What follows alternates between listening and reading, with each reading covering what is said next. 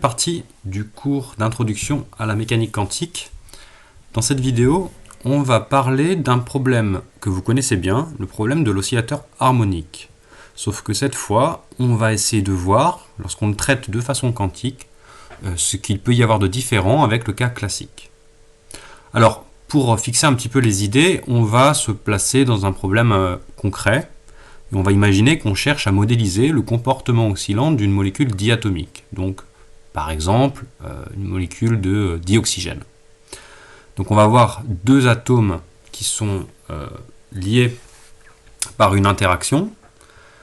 Et on va considérer, pour décrire le problème, que l'un des atomes est fixe et que l'autre atome est mobile. Et donc on va s'intéresser au comportement de l'atome mobile.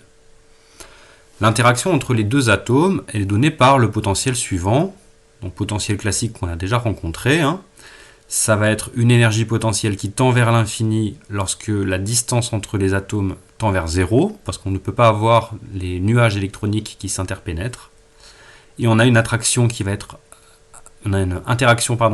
attractive à une distance un petit peu plus grande, ce qui va conduire ici à avoir un minimum d'énergie potentielle pour une valeur qu'on considère comme étant en général la taille de la liaison atomique.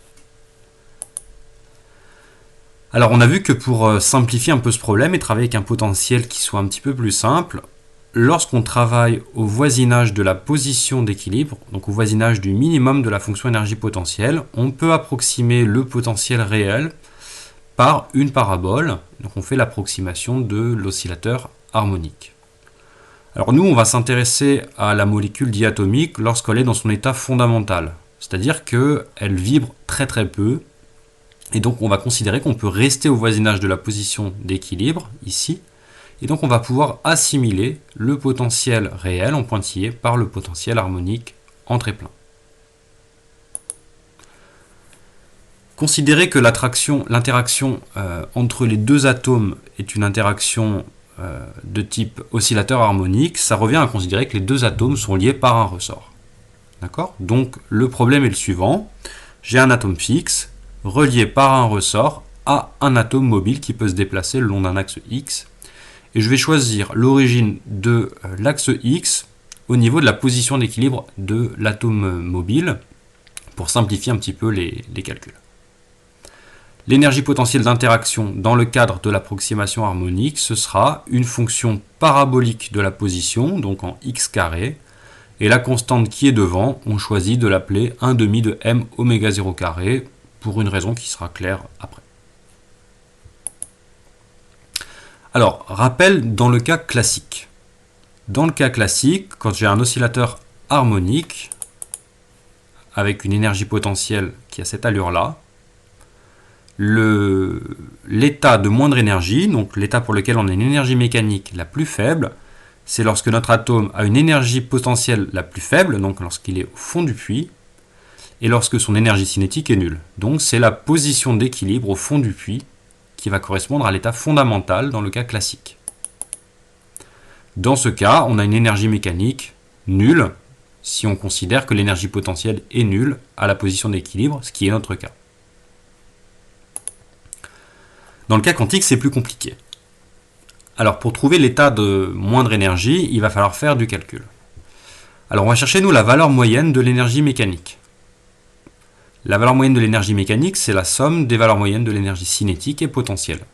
L'énergie cinétique, c'est 1 demi de mv carré, mais on a vu dans une des premières vidéos de ce chapitre que on pouvait l'écrire également p carré sur 2m en utilisant la relation p égale mv. L'énergie potentielle, c'est 1 demi de m oméga 0 x carré, on l'a posé juste avant. Et donc, si on prend les valeurs moyennes, voilà ce qu'on obtient.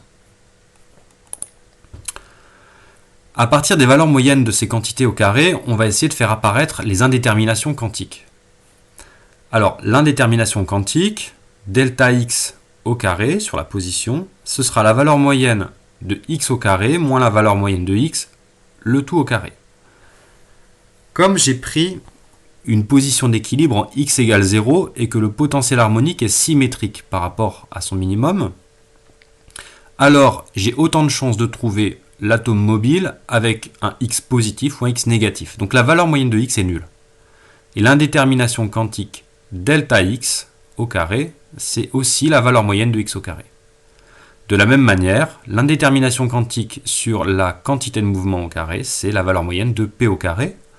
On a autant de chances d'avoir un atome mobile qui a une vitesse orientée vers la droite ou vers la gauche. Donc je peux réécrire la valeur moyenne de l'énergie mécanique comme ceci.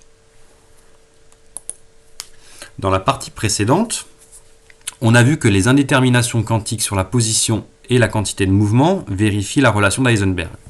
Donc on peut écrire dans un cas général que delta P c'est toujours supérieur ou égal à h bar sur 2x. Et si on remplace ça dans l'équation précédente, on trouve que la valeur moyenne de l'énergie mécanique est toujours plus grande que cette quantité-là. On va étudier la fonction définie comme ceci. Alors c'est quoi cette fonction? En réalité c'est la valeur du minimum qui est ici. J'ai juste remplacé delta x par x. Ce que je vais chercher, c'est si cette fonction admet un minimum. Si je la dérive, j'obtiens le résultat suivant. Donc là, on dérive 1 sur x carré, ça nous donne du moins 2 sur x cube, d'où ce terme-là. Et le terme en x carré, quand on le dérive, ça nous fait un 2x, d'où ce terme-là. Donc cette fonction, elle s'annule lorsque x prend la valeur suivante, x0 carré égale h bar sur 2m oméga 0. On pourrait montrer que pour cette valeur de x, la fonction f est minimale. Je vous fais grâce du calcul, croyez-moi sur parole. Et pour trouver la valeur minimale de f, on va calculer f de x0. Donc en remplaçant x par cette expression, on trouve ce résultat-là. Je vous conseille de votre côté de refaire tous ces calculs sur un papier. Mettez la vidéo en pause, reprenez les calculs à partir du transparent précédent, faites-les pour vous entraîner et comparez votre résultat au résultat que je vous propose ici. Alors qu'est-ce que ça veut dire tout ça? On a montré que l'énergie mécanique était plus petite que cette fonction. Or cette fonction, on vient de voir qu'elle admet un minimum. Donc EM va être plus grand que ce minimum. Donc on obtient que l'énergie moyenne de notre oscillateur harmonique dans le cas quantique est toujours plus petite que h bar oméga 0 sur 2. Cette énergie minimale, on l'appelle l'énergie de point 0, et on va essayer d'interpréter ce que ça veut dire.